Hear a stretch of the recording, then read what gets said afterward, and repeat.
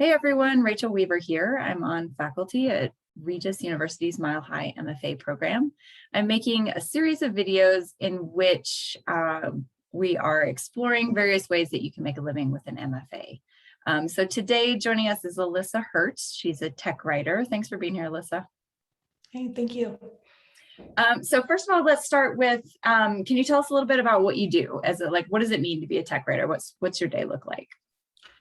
Yeah, so being a tech writer, a lot of people focus on the technical aspect of it, but it is really what I do in the morning is I log on to an online CMS. So basically a word editor, and I'm looking at articles and I'm reading through them and making revisions based on having conversations with different people throughout the day.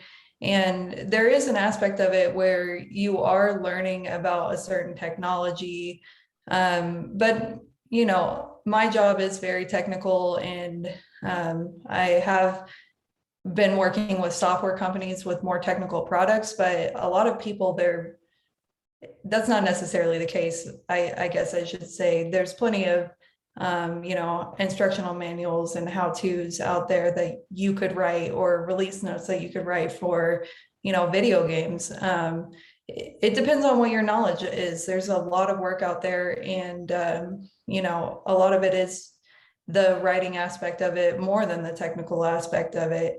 I log in every day. I'm looking at articles. I'm rearranging, reformatting, thinking about who is the user, how are they using the product, what's the best way to write information so people can get through a technical process as efficiently as possible. I have a lot of meetings where the technical aspects of it are explained to me, and I've been very fortunate, and I think this is really most people's experience, that the company is so happy to explain stuff to me. I am never meant to feel like I don't know what's going on or anything like that. I think that's a big fear that people have, is what if I'm not very technical? What if I don't understand what they're telling me?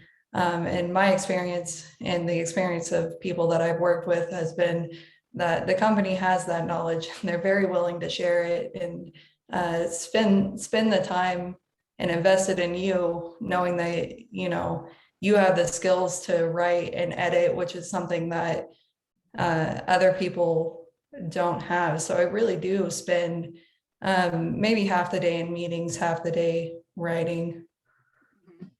What's your favorite part of your job? I really like the information architecture aspect of it, which is you have a bunch of content, and you have to think about, you've got this getting started guide for one product. You've got a second product. It also has a getting started guide. And you have to think about the different pieces within it, the subheadings, and how everything comes together. And then everybody's seen those side navs in the help centers, and somebody makes those lovingly. And I really like that aspect of it, trying to get in the head of the user and understand, when they read through everything, what is the natural progression from one topic to another. So I'm really interested in that. I'll also mention, I know other tech writers get really into the aspect of UX design, which is a really similar thing, where you're thinking about how the user moves through the pages and what each thing says on the interface, as far as the buttons, the error messages, and what that experience is like, which sounds really boring, but the more you get into it, it's actually quite interesting. Yeah, but I do like the information architecture part of it a lot.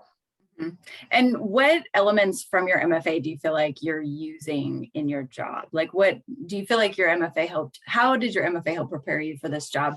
Mostly I'm thinking about it as far as, somebody who is interested in moving into technical writing, who maybe hasn't done it much, but has an MFA, like, is it useful? Like, what aspects of our MFA should we highlight as we are thinking about becoming a tech writer or applying for a job, I guess?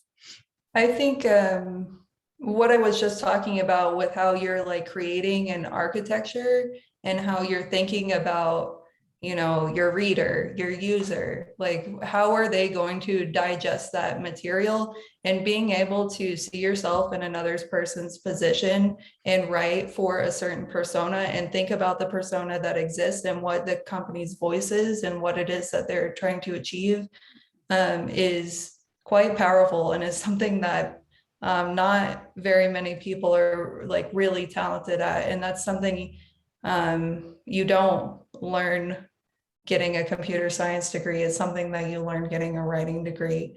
And, people, there's really a perception that I think a lot of times, and writer themselves feel like they don't have the skills to do a position like this. And the truth of it is they can't find enough people, for these positions, because people are so down on themselves about it. And especially like, I would say the first position I took, I was really overqualified for. And I felt that same way that I hear so many people talking about. Like the skills are extremely transferable. The editing, the writing, the being able to assemble something and think about your readers and conceptualize, like the process of being able to put together a book and understanding that, which is exactly what you learn in your MFA, is a direct correlation with what you do as a technical writer, which is putting together something. It's just on a huge scale that's hard for people to even imagine, and putting together, all of this information from start to finish in the most logical and most enjoyable way for your readers. Are there a lot of part-time as well as full-time jobs as tech writers? I don't know if you know that question. I was just wondering if it's a job that's most often a full-time position, or if there are part-time situations as well. There's opportunities for basically everything. I see a lot of, I would say like higher paying positions are contract, and especially with flexibility like that, because I like to keep an eye on positions when they're posted online. And yeah, I see a lot of flexibility with contracting. And I know a lot of other writers who have pretty flexible schedules. I've always worked full-time. That's always what I've wanted. There's also a lot of potential to work remotely, and like, especially after COVID, a lot of companies are doing that, but a lot of companies did already. So.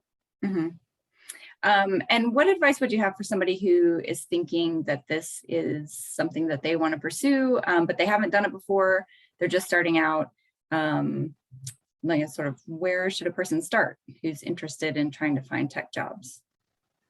Yeah, I would just look around on, ZipRecruiter, on Indeed, on LinkedIn. There's lots of job postings for technical writer. And when you just, search for tech writer, a lot of places you can even filter down to entry level.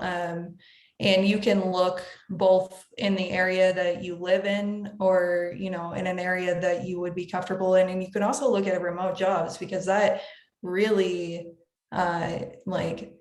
casts a much wider net. There's a lot of potential with that. And I would say there's so many jobs. There are a lot of people who are applying, but, if you're thinking about being a professor, your odds of that are, that's such a grueling and heart-wrenching process. There's way more, less applicants than going for something like that. So I would say that, no matter what you do, the best thing is to just go for every opportunity you see that you might like. And, you don't have to be, just because you got an interview doesn't mean you have to be like, I have to have this job. Like, you can assess once you get in the interview, if it really seems like the right job for you, and there's no reason not to just put your name in the running for, an interview. And I would also say that I noticed that a lot of times people, again, feel like they're really like underselling themselves, and they see something and they're like, well,